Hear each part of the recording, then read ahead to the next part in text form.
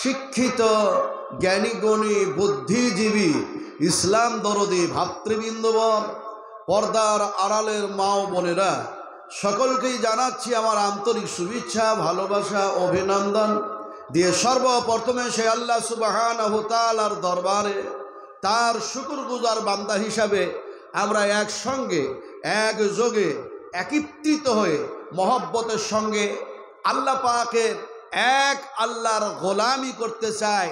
যেভাবে আল্লাহ রাসূল শিখিয়েছেন আমাদেরকে, সেইভাবে তার গোলামি করতেছি একসঙ্গে একযোগে একত্রিত হয়ে মহব্বতের সঙ্গে উদার মন নিয়ে পড়ে নিই, বলি আলহামদুলিল্লাহ। আচ্ছা, এখানে যতগুলি মানুষ আপনারা বসে আছেন, এখান থেকে আমি লক্ষ্য করছি আপনারা সব পুরুষ। আপনারা এই দিকে দৃষ্টিপাত করুন, আমরা যে কজন স্টেজে আছি আমরা পুরুষ না মহিলা? কথা বোঝেন না? মালদা জেলার মানুষ, হ্যাঁ আমরা কি পুরুষ। এখন আমরা সামনাসামনি পুরুষ বসে আছি, কিন্তু পর্দার আড়ালে অনেক মা বোন আছেন, মহিলা আছেন।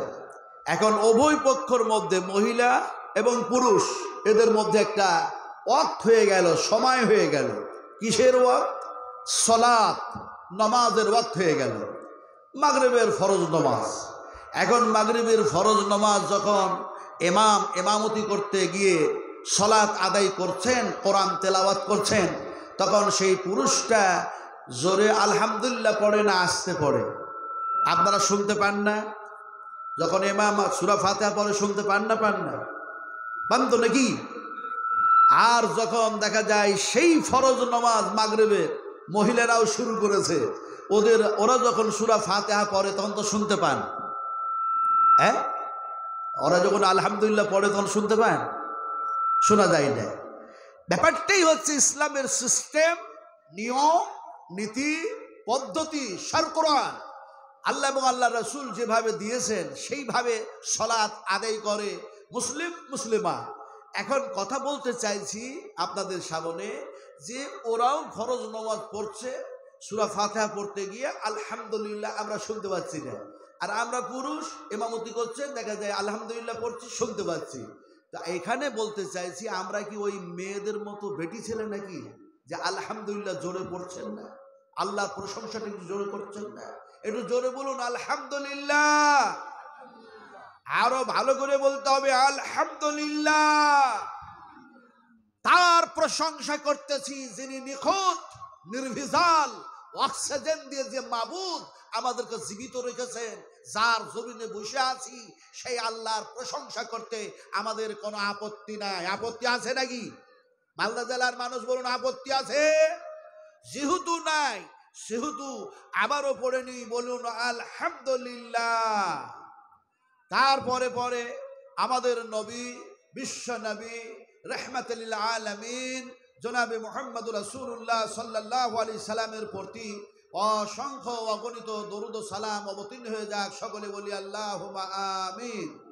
বন্ধুগণ, এতক্ষণ পর্যন্ত বিভিন্ন উলামায়ে কেরাম, বিভিন্ন মুকাররির, বিভিন্ন লেকচারার, বিভিন্ন প্রফেসর, বিভিন্ন বক্তাগণ তিনাদের বিবৃতি, আলোচ্য বিষয় যা ছিল তা আপনাদের সামনে পরিবেশন করেছেন, আপনারা তা শ্রবণ করেছেন। আমি নাজমে আলম কিছু বলতে পারি না। আল্লাহ সুবহানাহু তাআলা কোরআন ও হাদিস থেকে যা আলোচনা করিয়ে নেবেন, আমরা বলার চাইতে শোনার চাইতে বেশি বেশি করে উত্তম আমল করার চেষ্টা করব। বলুন ইনশাআল্লাহ। ইনশাআল্লাহ একটু যদি পড়েন তাহলে কি কাবিরা গুনাহ হবে না সাগীরা গুনাহ হবে? কোনটা হবে? হ্যাঁ, তাহলে একটু জোরে বলুন না ইনশাআল্লাহ। এখন ইনশাআল্লাহ যে পড়লাম, এটা কি পড়লাম? এটা কোন হাদিসের ইবারত পড়লাম না কোরআনের আয়াত পড়লাম না আল্লাহ সুবহানাহু তাআলা যে কালাম, যে কথা বলেছেন সেই কথা পড়লাম। এখন দেখা যায় ইনশাআল্লাহ কোরআনুল কারীমের মধ্যে এসছে, আসলো কেন ইত্যাদি ইত্যাদি অনেক ওয়াকিয়া, অনেক ঘটনা হাদিসের মধ্যে অনেক যেন বিবৃতি সেগুলি দেওয়া হয়েছে।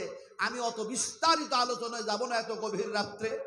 আসলে বলতে চাইছি যে রাসূল আকরাম সাল্লাল্লাহু আলাইহি ওয়াসাল্লাম বলছেন ইনশাআল্লাহ পড়লেই জটিল কাজটাকে আল্লাহ পাক সহজে পরিণত করে দেন। জোরে বলুন সুবহানাল্লাহ।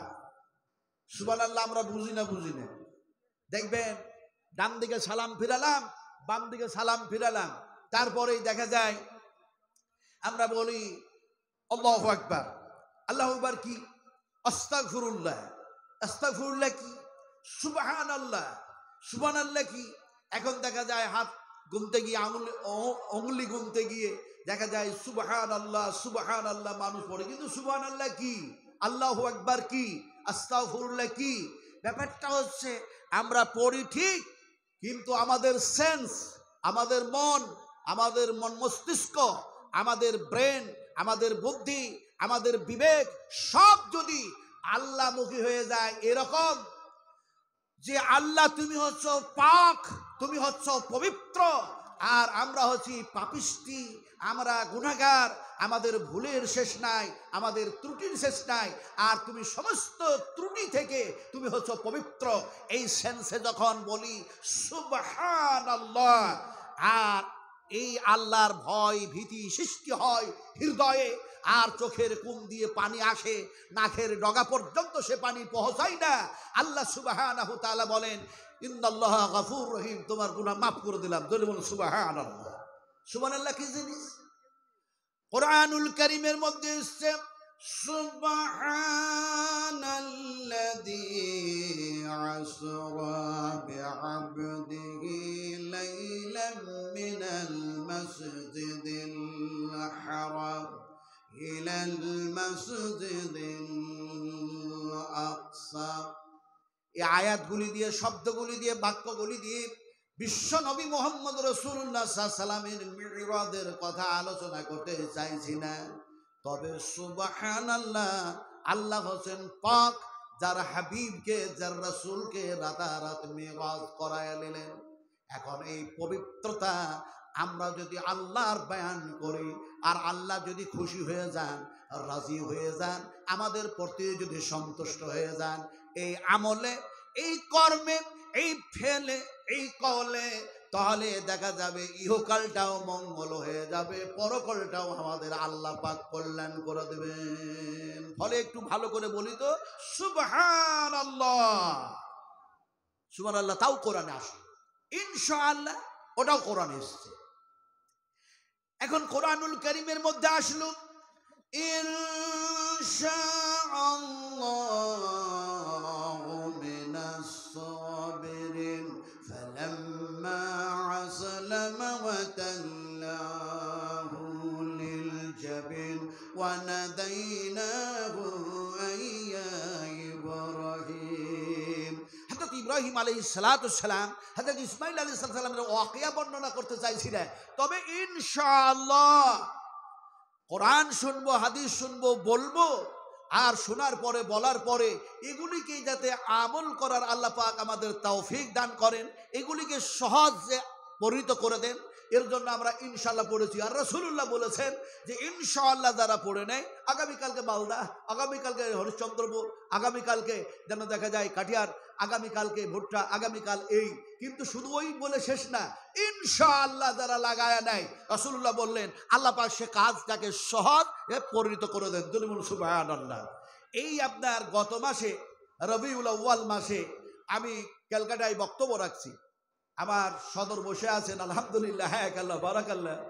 আমি যখন মসজিদে ছিলাম ওনারা ফোন করছেন আপনি কত দূর থেকে আসবেন কি করে, কথা বুঝেন কিনে, বলে আমার এখানে প্রোগ্রাম শেষ হলেই ইনশাআল্লাহ আপনাদের ওখানে পৌঁছাবার চেষ্টা করব আগামীকাল। তো ওখানে গত মাসে বক্তব্য রাখছিলাম, গত মাসে তার আগে মাসে রবিউল আউয়াল মাসে 12 রবিউল আউয়াল, কলকাতা রাজারহাট আপনার নিউ টাউন, একেবারে থানার পাশে মাত্র কয়েকশো কিলোমিটার দূরে প্রোগ্রাম স্টেজটা করেছে কমিটির লোক। এখন সেখান